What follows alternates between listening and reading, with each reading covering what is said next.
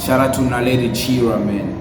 Naledi Chirwa is such a gem, man. Shout out to the EFF, Julius Malema, for empowering young people, being able to have the guts as a man, as a leader, to allow young women to also enter politics and flourish and share their story from their own perspective and share what they think with their own voices, with their own spirits, their own bodies, so we can see and experience and experiment them for who they are. Man, Naledi Chirwa yesterday, I was watching a clip in Parliament. She gave a wonderful presentation, a wonderful speech, destroyed the racist DA, the racist white people who are always against the occupation of land when it comes to black people.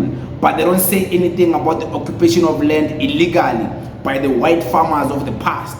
Naledi Chirwa destroyed them.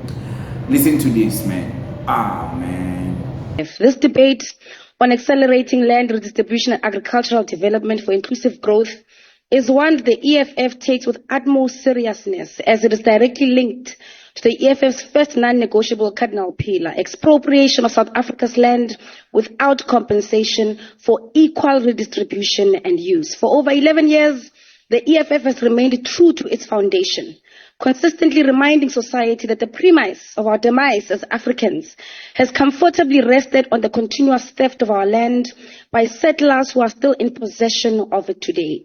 Until this reality is reversed in its fullness, until efforts are put in place to avoid this historical debauchery from ever occurring again, all narratives surrounding the development of this nation on agricultural development and land redistribution remain a lie that is meant to lock our people in perpetual servanthood at the mercy of those who are beneficiaries of land theft crimes.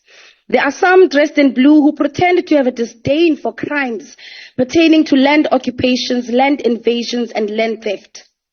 However, in their supposed hatred for this crime, they are content with the land invasions that occurred since 1652. They see no urgency to address the land theft crime of the 1913 Natives Land Act that saw thousands of black families being forcibly removed from their land by the apartheid government. They defend the 1936 Natives Land Trust and Land Act of South Africa today. Perhaps more truth should guide the politics of why they hate the land invasions and occupations of 2013 when the EFF was formed, but defend the land invasions of 1913 led by the apartheid government. They hate the land occupation program of the EFF in Oliver Bush and Centurion, Blue Hills in Midrand, Whalers Farm in Elandsfontein, off the Golden Highway near El Dorado, Orange Farm, Waterval, Boven, Delmas, Bethel Extension 5, and numerous other progressive land occupation programs of the EFF. However, Ondlebes Kanyilanga, adorned in blue and no educational qualifications, absolutely adore the land invasions that saw the best parts of the Western Cape given to whites only. They love the land invasions in KwaZulu-Natal that saw black people being given rocky lands and the best agricultural land being preserved for white elites.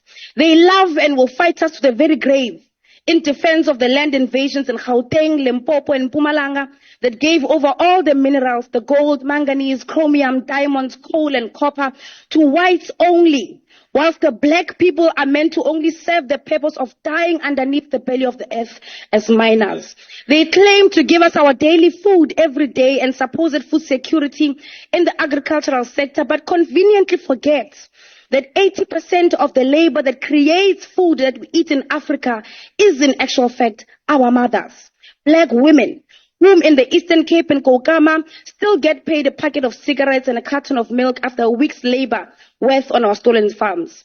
These are the same people who rejected a motion in Parliament calling for Parliament to intervene on the land invasion against the Molefe family in the West Rand by Prestige Park, a land invasion crime committed in 2023. But however, they also feel that an entire generation must pause on its generational mission to recoup stolen land led by the just and all races people loving EFF. You can't love the land invasion of 1936 that was done through the barrel of a gun and hate the peaceful land occupation led by the EFF of Nana's Farm and Mountain City. This essentially means that you are the very thing you accuse us of. You are the ones that are racist. You are the racial dividers who deem black people unworthy of living, farming, and owning the land of their forefathers, whilst you protect the proceeds of colonial and apartheid land theft crimes against humanity. The government of President Ramaphosa in 2024 chose those who loved the land theft of 1913 and rejected us who are reversing land theft crimes since 2013. We will never be ashamed of our land occupation programs. We will always choose justice over crime as the EFF. The color blue represents preserving the land theft of 1913 and 1936, and the color red represents expropriation of all land without compensation for equal redistribution and use. They don't want us to occupy land like their grandfathers who did the same thing, because they know that beneath that land lies minerals that are yet to be uncovered.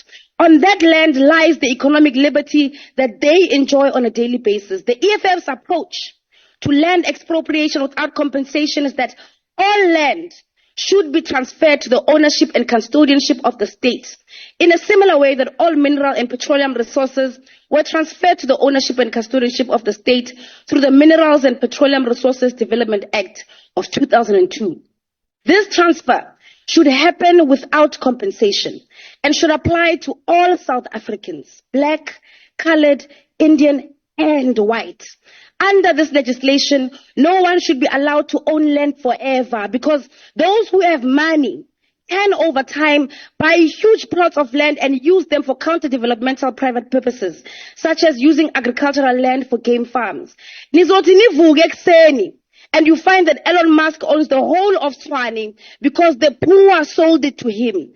This is why privatization of land, as proposed by the expropriation bill, is a threat to state sovereignty and protection of our people. In line with the Freedom Charter and a new vision of agrarian revolution, the state should also provide implements and related extension services to help those who work the land to use it productively. Furthermore, the state's procurement of food should prioritize small-scale farmers so that small-scale farming becomes a sustainable economic activity for the majority of our people. I just heard there, man. I don't know what you want to think about that. I believe it's a powerful presentation, pointing out different things in our country about racists, about racism, about white people, about DA, about the land, about the law, about the land, about the past of the land. What happened for the land and the law of the land to be like this? Why is the DA so much in against the land occupation from black people? Why is the EFF always advocating for black people to have their own land? What is going on? Chidima, man. Hey, I am so in love with Chidima. Naledi Chirwa, man. Naledi Chirwa is amazing. When she speaks, like, you can hear the conviction in her voice, like, oh man, this girl knows what she's talking about. She's not just reading a speech. It's like she understands what she's about to say. Man, but it is what it is. Thank you very much.